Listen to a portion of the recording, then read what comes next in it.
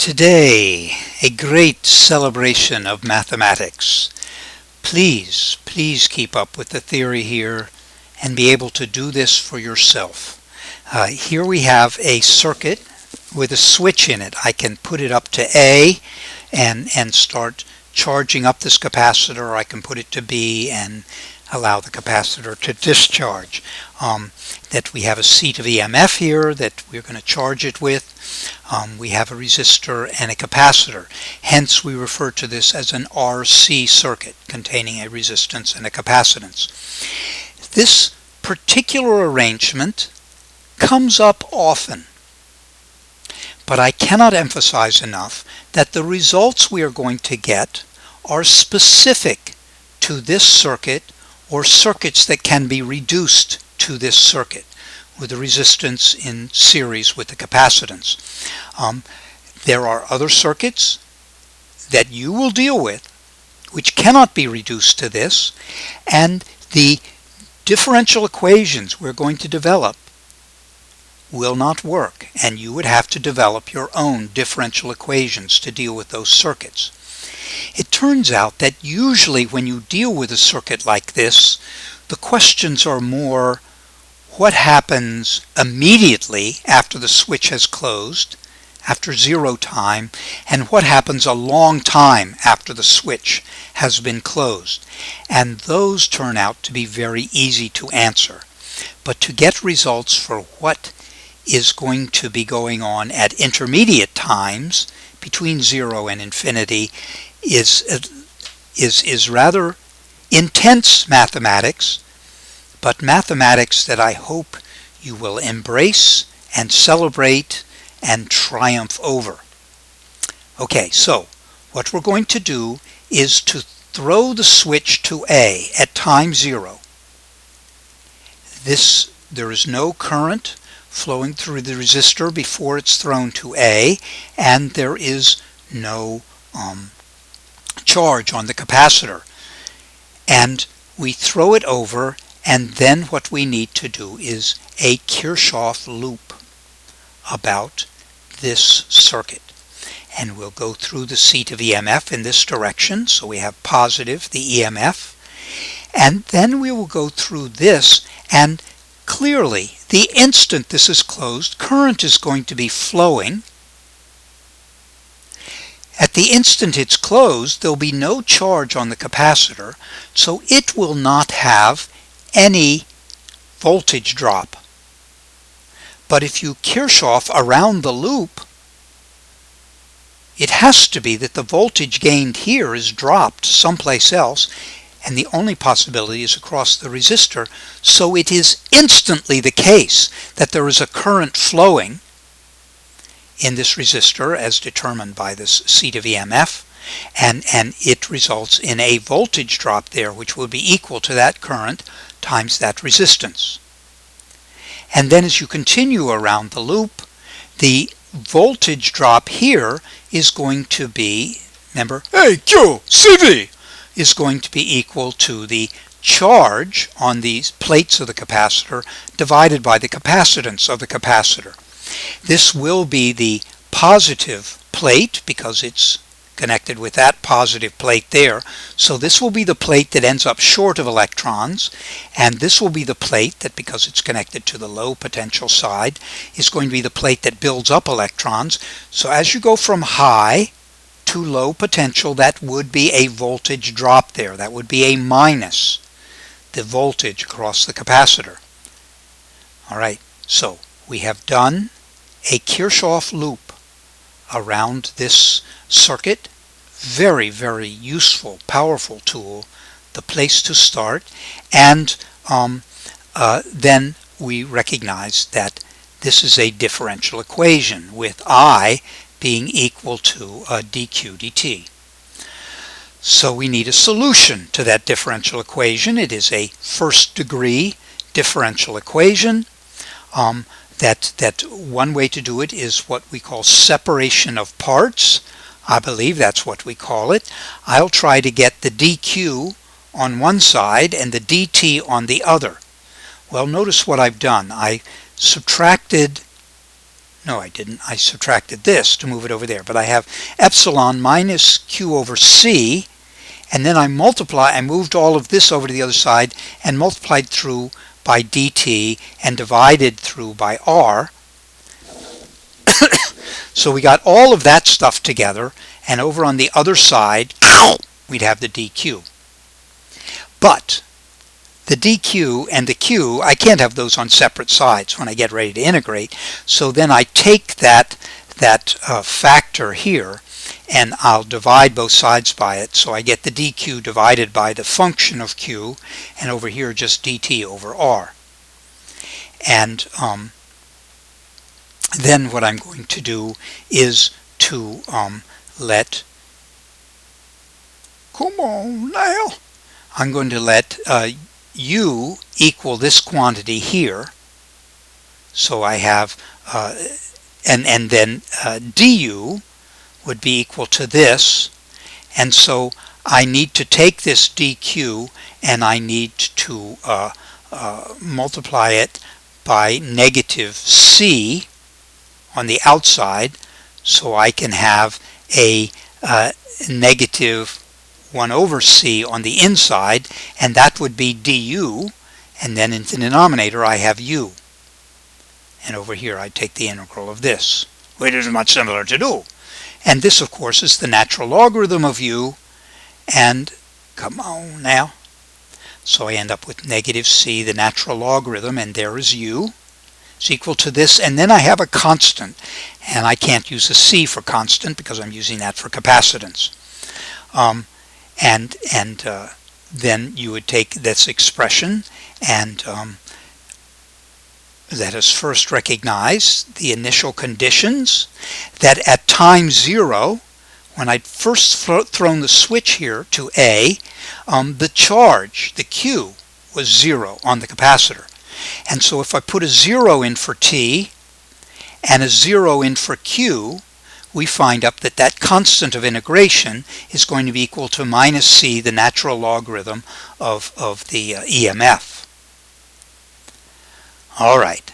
Then with that in mind, I'm going to put that value in, and I'm going to divide the whole thing by negative c. So I have this expression, and this gets a negative 1 over c, and then this divided by a negative c loses the negative c, and I just have the natural logarithm of the EMF.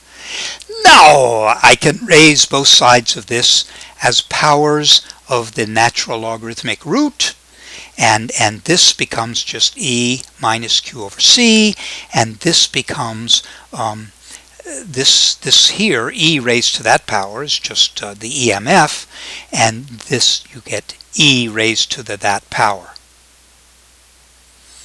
So finally I can get all the epsilons together, and I have an expression for the charge on this capacitor as a function of time.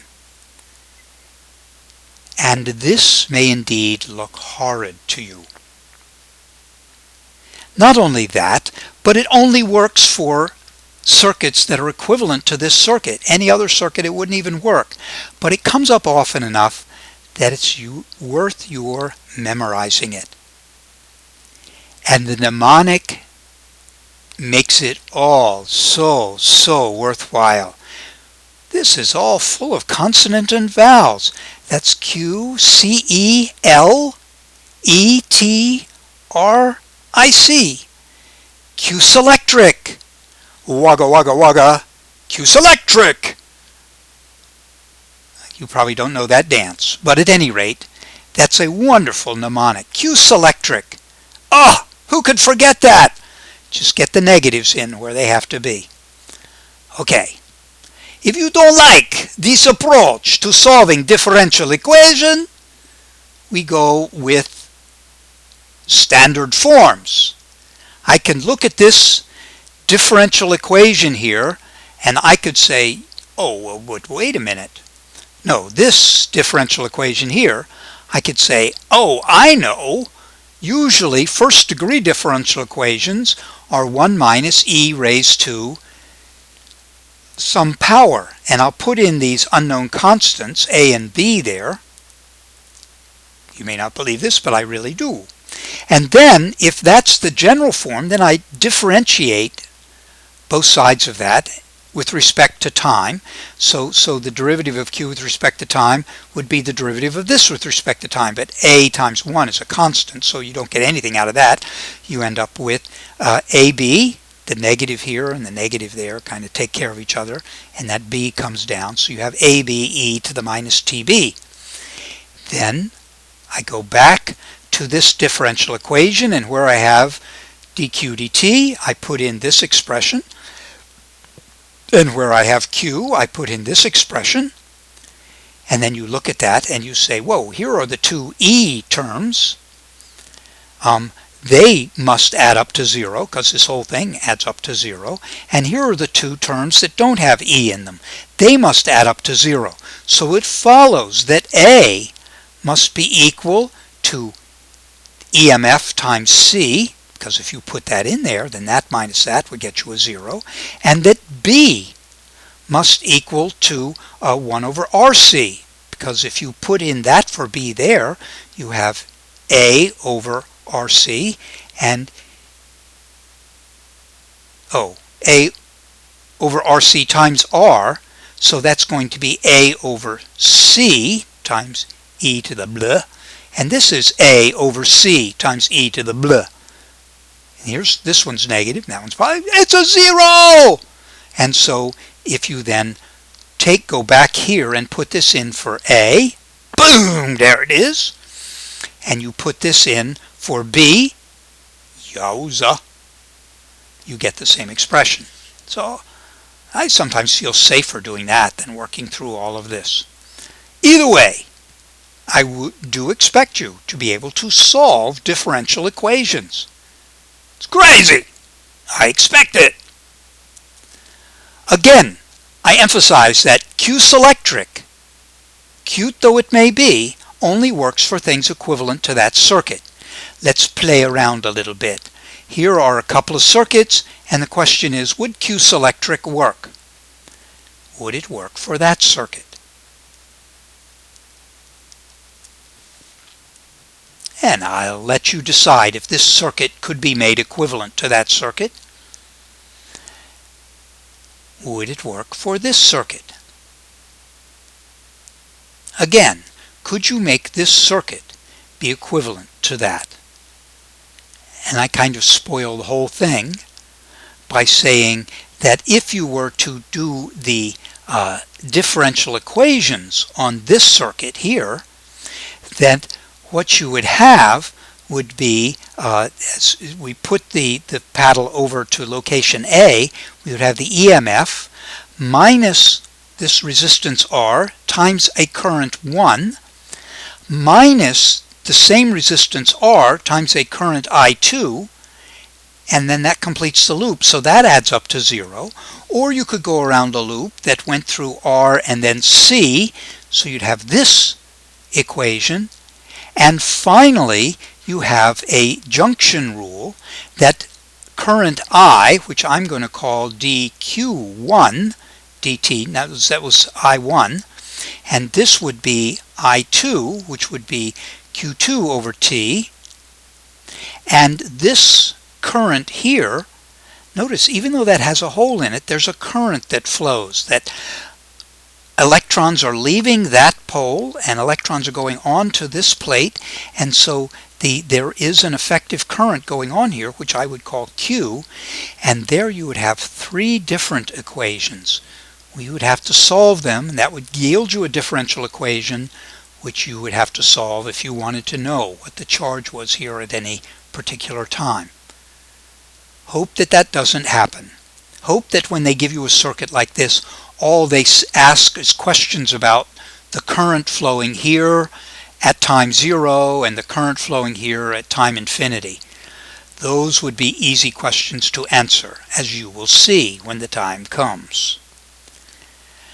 Here we are again with our friend, the RC circuit, meaning R in series with C, Q is equal to Q selectric. What if instead of asking for charge as a function of time. They wanted to know what the current flowing was as a function of time. Well, that should be easy. That's just the derivative of the charge.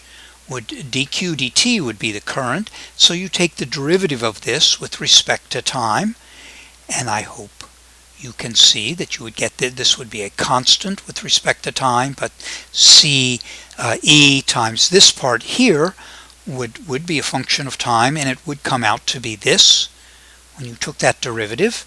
And I hope you can see that EMF divided by R does have the right dimensions to be a current. There it is. There's a great formula. You don't need to memorize it. You can get there quickly enough from Q Selectric, which you have memorized. Similarly, if they were to ask you for the voltage, this would be the voltage across the capacitor as a function of time, then what would I do? Hey, Q, CV! So V is just Q divided by C. Take this and divide it by C. What could be easier? Or, if you like, you could have taken this expression and multiplied it by R. That would be another way to get the potential difference across there. Yeah, but that would get you the voltage here if you multiplied this by R, and the voltage here would be the total voltage minus the voltage there. There's where you get your EMF minus. Oh, that's hard work. Better to divide this by C. It is, however, worth noting that you can also talk about the current here. Well, that would be identical to the current here, so that's covered. But to talk about the voltage here, it's just what's left over from the voltage there. Good stuff. New topic. What are the units of R, resistance, in terms of volts? And I wish I could leave that in your plate, that you should be able to figure out. R and V, how do you relate those two together? And it should be that resistance is a volt per amp. That is, ohms are volts per amps. What about the units of capacitance in terms of volts? And a little pause for politeness while you tell me that a capacitance is equal to a coulomb per volt. Hey, Q, CV! So what about this RC thing that we've been dealing with up here? What would the units of RC be? Well, that would be volts per amp times coulombs per volt. Yes, a coulomb per amp. But of course an amp is a coulomb per second. So it's a coulomb per second. That is, it is a second. And what a relief it is to discover that the units of resistance times capacitance are seconds, because otherwise we would have an exponent that was not a scalar. And I'm very uncomfortable with exponents which are not scalars. It's very nice that RC is a scalar. In fact, we are going to name it RC. What a delicious color. We are going to call tau sub C. We call it the capacitive time constant. This time the T is for the time it takes. Time it takes to do what? Well, I'll tell you in just a minute. But this expression here could also be written as Q is equal to C EMF 1 minus E raised to the negative T divided by tau C. The capacitive time constant. What do we mean by the capacitive time constant? What we mean by the capacitive time constant is the time to reach 63% of full charge on the capacitor. That is, if you let the capacitive time constant if you let the time equal RC, if you put that value in for t, if you let the time equal RC, then it is e raised to the negative 1.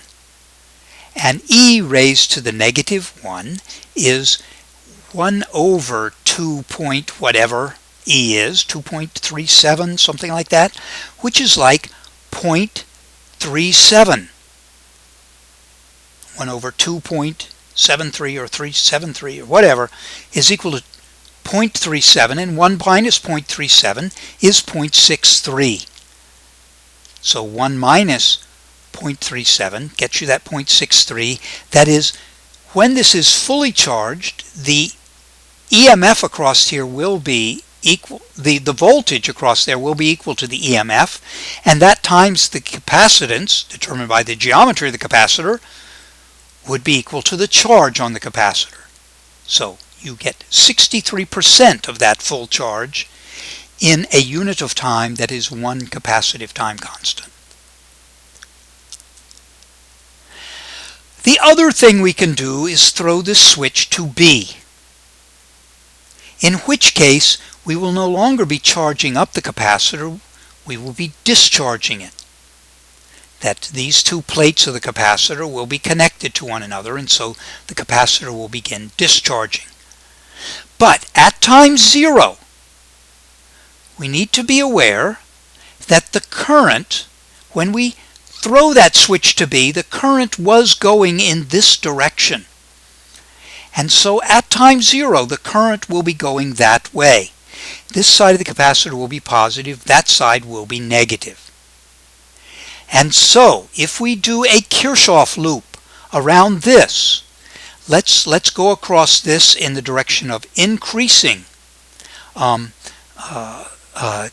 potential, then here you would have a gain in voltage equal to Q divided by C. Hey, Q, CV. And here you would go through the resistor against the current. So that would also be a gain equal to that current, and I really, well, at time 0, that current would be what we call I naught, the current at the very beginning, at time 0. Well, this is again a differential equation, a much simpler differential equation. I'll put in a dq dt there, and I'll get all the q's together, and over here I'll have a dt over r divided by c, and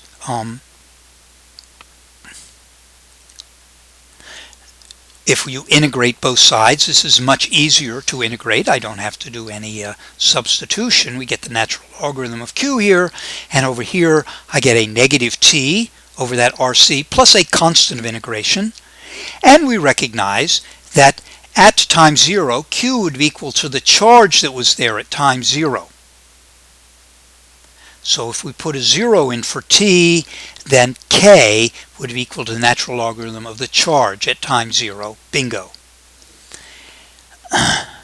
So then finally, we raise both sides of this to powers of e, and here you just get a Q, and over here you get e raised to the natural logarithm of Q naught, which is just a Q naught, and times e raised to this, which looks somewhat similar. I don't have a mnemonic for this one. If you make up a cute one, we'll all memorize it together. But here is the mnemonic. This is for discharge. Q selectric is for charging. And again, for both of them, only for this circuit with the resistor and the capacitor in series. They don't have to be in this order, of course, but they do have to be in series. Then from that, we would also want to, having memorized that, we could derive what the current was.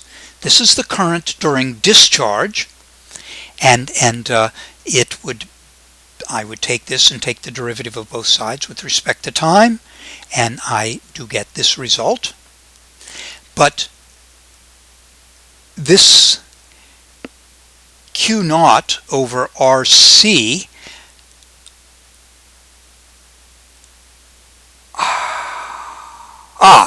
Q naught over C is just the potential here, which is going to have to be the same as the potential there, because we're Kirchhoff looping around, and the potential you gain has to be equal to what you drop. So Q naught over C would be the potential that this has at time 0, and if you divide that by resistance, that would be the current at time 0. So this is perhaps an easier thing to work with for the current during the course of discharge as a function of time. And the voltage, of course, I can just divide this by the capacitance, and I get this where Q naught divided by the capacitance would be equal to the voltage at time 0 there on that object. Okay, pretty crazy stuff. I hope you enjoy it when you do your homework. And finally, we have this graph of the charge on the capacitor as a function of time. And what's going to happen, that Q-selectric formula is going to graph in this sort of an exponential. That at first the capacitor will gain charge very quickly, and then it gains charges more and more slowly as time goes on, asymptotically approaching full charge, which would of course be equal to the capacitance times the EMF. Then if we switch over to B and go into discharge mode, again it is an exponential curve. It starts off by losing charge very quickly, and then as time goes on it loses charge more and more slowly, exponentially approaching 0 charge on the capacitor. We are further going to busy these graphs up by recognizing that 63% of full charge means that this time that has taken place is one capacitive time constant. And so we're going to do a lab, and we will know the resistance, and we'll look at what capacitance this amount of time would have to represent. Similarly, when you come to discharge, it's going to discharge by 63%. In the first, this amount of time would be one capacitive time constant, or if you like, it will be down to 37% of full charge when one capacitive time constant of time is passed. This characteristic shape is going to be something you're going to work with in the lab, and this time is going to be something you're going to work with in the lab. And good luck with that.